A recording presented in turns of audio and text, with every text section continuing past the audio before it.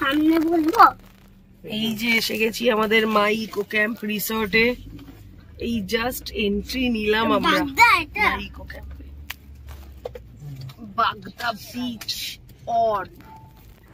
Hello, good morning all of you. কেমন আছো তোমরা সবাই? আশা করি তোমরা ভালো আছো। Welcome back to my channel Moonstop. তোমাদের সবাইকে স্বাগত জানালাম আজকের একটা নতুন ফ্রেশ ব্লগে।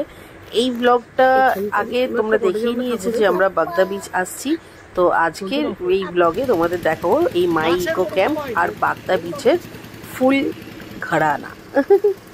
তোমার চশমাটা কই? ওই ব্যাগের ভিতরে।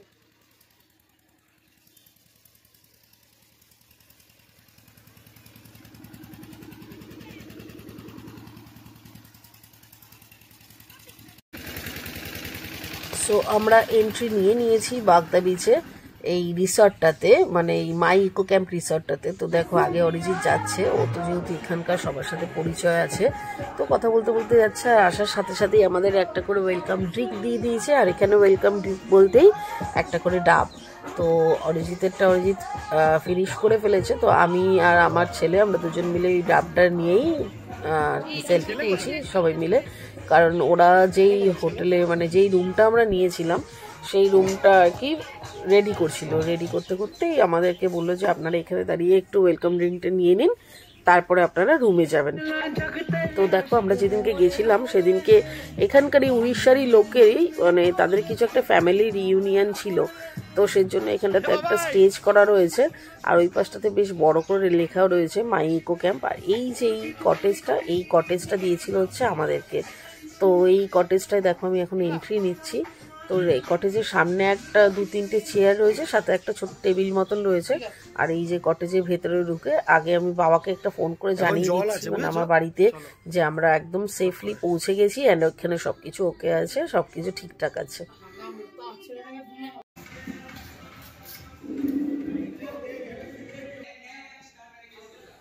তো এরপরে একদম ঝপাং করে বিচে গিয়ে স্নান করে নিয়েছি। যে সেরকম একটা জল ছিল না, তবে যা জল ছিল মোটামুটি আমরা একটু গা ভেজানোর মতন করে স্নান করে নিয়েছি। তারপরে রুমে এসে ফ্রেশন আপ হয়ে গেছি। তোমাদের সাথে সেটা আমি শেয়ার করতে পারিনি, পরে আমি বিচের ভিডিও শেয়ার করব।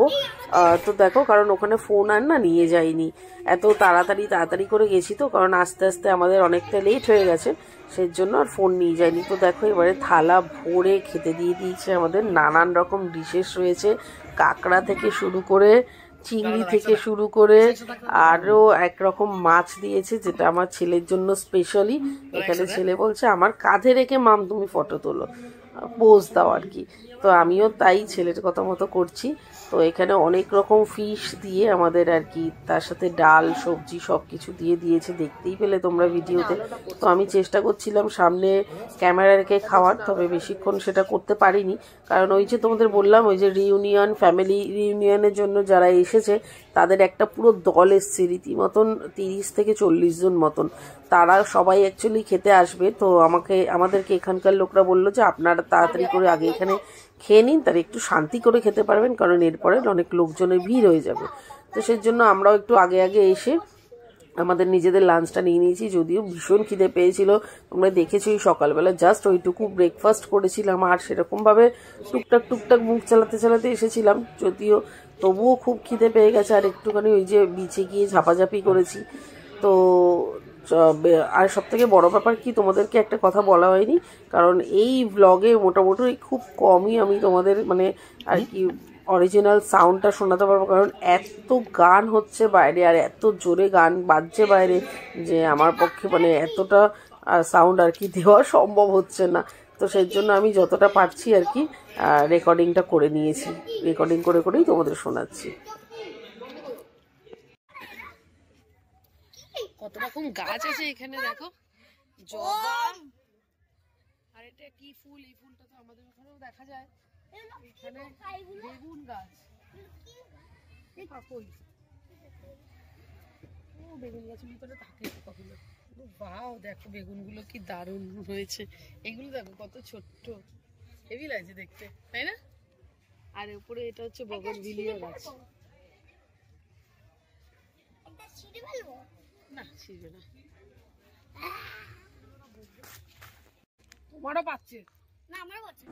আমাদের লাঞ্চ করতে করতে প্রায় 3টের ওপর বেজে গেছিল। তো অরিজিৎ বলল যে ওরা আবার এখান থেকে আমাদের একটুখানি কোল্ড ড্রিঙ্কস দিয়েছিল ওই পুরো খাবারটাকে হজম করার জন্য। যদিও আমি আর অরিজিৎ মানে অনেক কষ্ট করেই আমরা সবাই পুরোটা খাবার আর কি শেষ করেছি, অতটাও খেতে পাচ্ছিলাম না যদিও। তারপরে আমরা কিছুক্ষণ এখানে বসলাম, কারণ এখানে এসেছি তো একটু ঘোরার জন্যই, এইখানকার এই নেচারগুলো একটুখানি দেখার জন্যই। চারিদিকে কি সুন্দর গাছগাছালি দিয়ে পুরো ক্যাম্পটা সাজিয়েছে।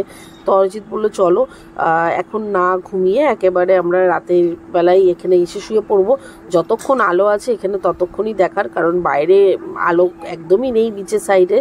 তো বলছে যে চলো একটুখানি রেডি হয়ে আমরা একটু বিচের ধারে যাই। আর খাওয়া দাওয়া হয়ে যাওয়ার পরে না একটুখানি শীতই করছিল, সেজন্য তো তোমাদের বললামই আমরা একটা করে মানে সোয়েটার নিয়ে চলে এসেছি। তো যে যার জ্যাকেট সোয়েটারগুলো একটু পরে নিয়েছি, পরে নিয়ে এবার আস্তে আস্তে বিচের দিকে যাচ্ছি। এখানে বিচের দিকে যাওয়ার 2টো রাস্তা আছে এই ক্যাম্পের। তো এখন একটা রাস্তা দিয়ে যাচ্ছি, আসার সময় আর একটা রাস্তা দিয়ে আসবো। তো দেখো এখানে কি সুন্দর করে ক্যাম্পটা সাজিয়েছে, পুরো ক্যাম্পটা অনেকটা জায়গা জুড়ে রয়েছে। আর অনেকগুলো এখানে কটেজ আছে, টেন্ট রয়েছে। মানে যারা এখানে টেন্ট নেবে তাদের আলাদা চার্জেস পড়বে, যারা কটেজ নেবে অবভিয়াসলি তাদের আলাদা চার্জেস পড়বে। কটেজের মধ্যেও এদের 2-3 রকম ভাগ এরা করে রেখেছে। তো আমরা একটা টাইপের কটেজের উপরে রয়েছি। আর এখানে কাপলসদের জন্য আলাদা করে টেন্টের ব্যবস্থাও রয়েছে, অনেক রকম সিস্টেম রয়েছে এখানে। তো আমরা যেই রাস্তাটাতেই যাচ্ছি দেখো, এই রাস্তাটা রাত্রেবেলা হলে পরে ভীষণ ভালো লাগবে, কারণ ওই যে সুতোর মতন আলোগুলো জ্বলছে সেগুলো রাত্রেবেলা সব ওরা জ্বালিয়ে দেয়।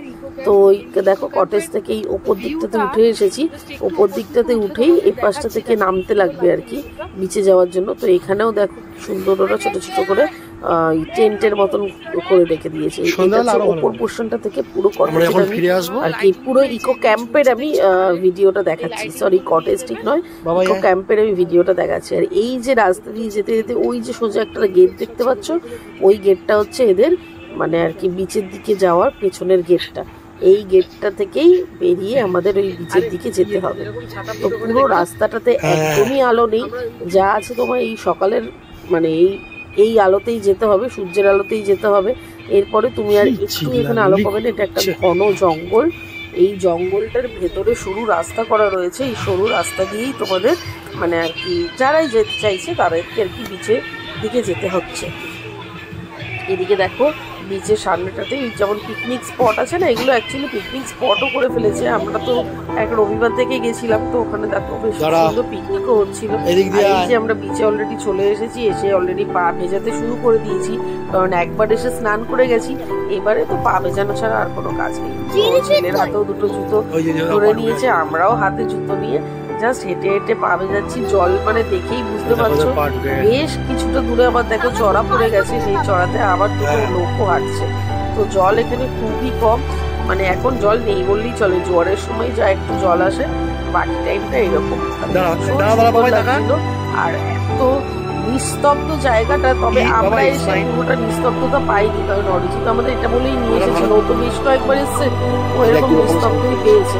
তো আমরা যেদিনকে আসলাম এদিকে প্রচুর পিকনিক হচ্ছিল, প্রায় ওই জায়গাটাতে নিচের সামনেই আর কি 2-3টে পিকনিকের আর কি পার্টি চলে এসেছিল। দেখো এখানে এসে অনেক ঝিনুক কুড়িয়েছে।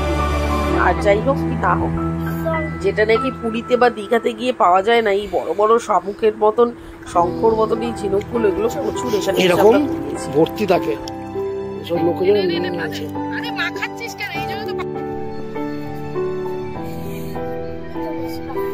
আরে এটা ঝিনুক, ঝিনুক শঙ্কর না, ঝিনুক।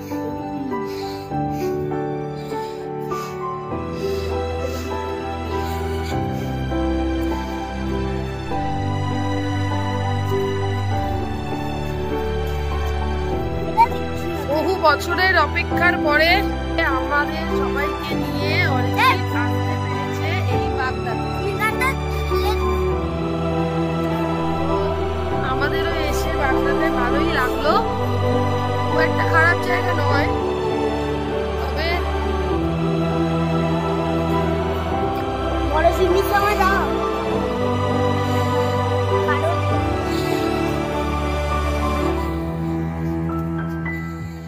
তো তবে আর কিছুই না, তবে মানে হচ্ছে একসাথে যদি অনেকজন বন্ধু বান্ধব নিয়ে আসা যায় তাহলে ওই ইকো ক্যাম্পের ভিতরে ভীষণ মজা করা যায়। কারণ ওখানে সকাল থেকে রাত অব্দি কন্টিনিউয়াস গান চলে ভীষণ জোরে বক্স বাজিয়ে, আর খুব নাচতে মন চাইছিল, কিন্তু কিছু করার নেই, যেহেতু আমরা দুজনেই এসেছি, দুজনে তার বোকা বোকার মতন নাচানাচি করা যায় না। তো দেখো এখানে একটা শামুক বাড়িতে রাখা আছে, মনে হয় এখনো রয়েছে, নড়ানড়ি করছে, তো সেটা আমার ছেলে হাত দিয়ে ধরেছে, ধরে এবার ভয় পেয়ে গেছে। যাই হোক, আমরা এই বিকেল বেলায় মানে সূর্য আর কি একদম ডুবে যাচ্ছে, এই ডুবন্ত আর কি প্রচুর গেলে কুড়িয়ে নিয়েছে, কি বলবো, এই বিকেল বেলায় এসে আমরা ভীষণ ফটোশুট করেছি। ফটোশুট মানে ফটোগুলো আমি পরে ভিডিওর সাথে শেয়ার করবো। তো সব মিলিয়ে আমার বাগদা বিচ খুবই ভালো লেগেছে। মানে বিশেষ করে আমি যদি ইকো ক্যাম্পটা ছেড়ে শুধুমাত্র এই বিচটা যদি ধরি তাহলে বলবো যে তোমরা মানে আসলে ভীষণ মজা পাবে। কারণ এত সমুদ্রটা পুরো একদম নির্ঝঞ্ঝাট, মানে একা একা যারা কাপল নিয়ে আসছে সমুদ্রটার সামনে মানে পাড়ে বসে যদি তোমরা দেখো, ওই দিকে দেখো শুকনো বালি রয়েছে, শুকনো বালির দিকে যদি বসে থাকো কন্টিনিউ, পুরো নিস্তব্ধ, চারিপাশে কেউ নেই, দেখতেই পাচ্ছ। যেহেতু এখন বিকেল হয়ে গেছে, পিকনিক পার্টিও চলে গেছে, তো তার জন্য কি হয়েছে আরো বেশি শান্ত হয়ে রয়েছে, ভীষণ ভালো লাগছে। তবে একটু ভয়ও লাগছে, অন্ধকার হয়ে আসছে, তো একদমই লাইটের ব্যবস্থা নেই, তোমাকে ওই রাস্তাটা খুঁজেই যেতে হবে। তো সেজন্য আমরা আর বেশি দেরি করিনি, আলো থাকতে থাকতেই আবার ক্যাম্পের দিকে ফিরে গেছি। ক্যাম্পের উদ্দেশ্যে যাচ্ছি, সন্ধ্যে হয়ে গেছে, এবার আমরা ক্যাম্পে ফিরে যাচ্ছি।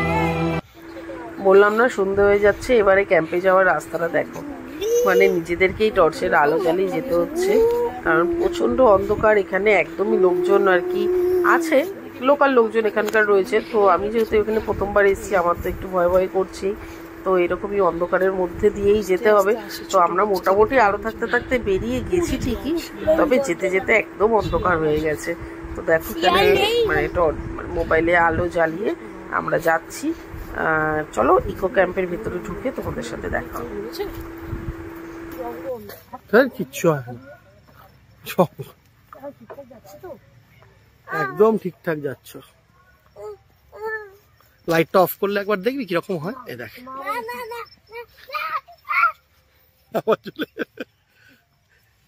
ডান দিকে ওই অন্ধকার রাস্তাটায় আস্তে আস্তে ভীষণ ভয় করছিল। এই দেখো আমরা গেট দিয়ে ঢুকে গেলাম মাইক্রো ক্যাম্পের ভেতরে। যেই রাস্তাটা দিয়ে আনলাম, দেখালাম না কত আলো জ্বলছে, দেখো ওখানে মানে আলোর সুতো গুলো রয়েছে আর কি, লাইট গুলো এখন জ্বালিয়ে দিয়েছে যেহেতু অন্ধকার হয়ে গেছে। তো এখানটাতে প্রচুর আলো, ভীষণ ভালো লাগছিল এই পুরো রাস্তাটা দিয়ে ঘুরে যেতে। তো চলো তোমরাও আমাদের সাথে থাকো।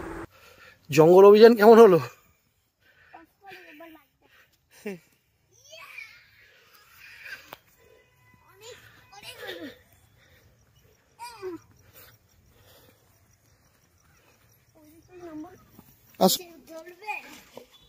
ঠিক আছে ঠান্ডাটা দেখ কি সুন্দর কালার এ করা।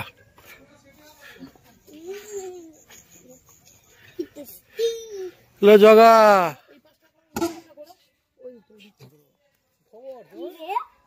ঘুম দিয়েছি, ঘর গুছিয়ে ঘুম, ঘর থেকে জিজ্ঞাসা করে যাচ্ছি কি খবর।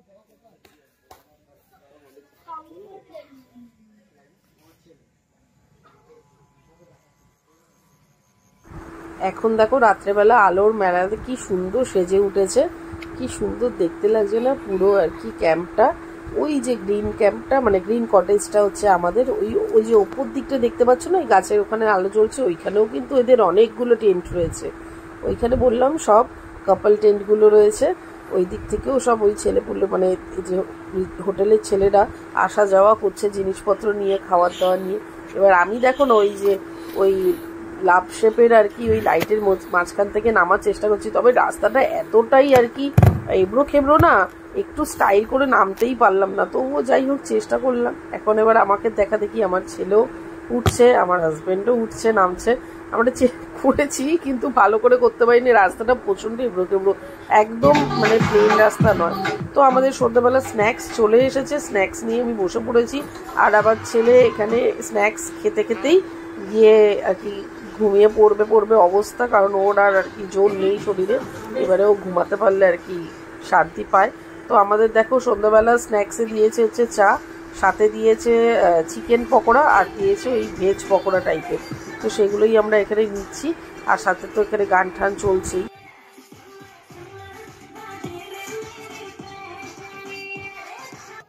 চলে এসেছে আমাদের নেক্সট স্ন্যাক্স আর কি, যেটা নাম হচ্ছে জংলি চিকেন, যেটা হচ্ছে দেশি মুরগি দিয়ে ওরা বানায়। দেখতেই পাচ্ছ পাশে আমার ছেলে অলরেডি ঘুমিয়ে পড়েছে, ওকে ডাকবার চেষ্টা করেছি কিন্তু ওর আর একটুও শরীরে জোর নেই। এইগুলো আমরা নিজেরা অর্ডার দিয়েছিলাম, এই জংলি চিকেন, সাথে আমরা এই তন্দুরিগুলো অর্ডার দিয়েছিলাম, যেটা হচ্ছে প্রন তন্দুরি আর একটা ছিল চিকেন তন্দুরি। ভীষণ টেস্টি খেতে ছিল। আমি তো প্রনগুলো ভীষণ ভালো খেয়েছি চিকেন তন্দুরির থেকে, কারণ চিকেন তন্দুরিতে আমরা খুব খাই, প্রনটা সেরকম ভাবে খাওয়া হয় না যেটা এখানে খেয়েছি। আর হচ্ছে ওই জংলি চিকেনটা, যেটা ভীষণ টেস্ট ছিল। যেহেতু আমার ছেলে ঘরে আর কি রুমে ঘুমিয়ে পড়েছিল, তো সেজন্য আর রুমে না থেকে আমরাও বাইরে চলে এসেছি। বাইরে ভীষণ জোরে তো গান বাজছে, ওই গানের আর কি আমেজটা নিচ্ছি, আর সাথে এই কাবাবগুলোকে তন্দুরিগুলোকে এনজয় করছি।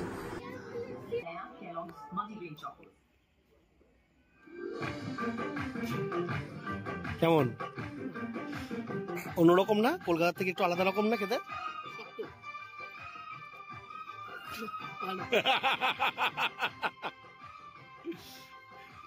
এদেরটাতে এরা সর্ষের তেল ইউজ করে না প্রচুর।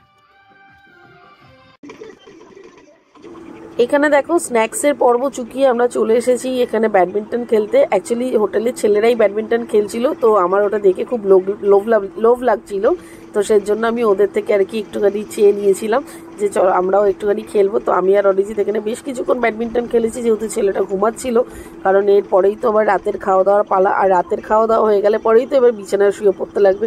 তো এখানে যতটা সময় পেরেছি আমরা আর কি চুটিয়ে এনজয় করার চেষ্টা করেছি।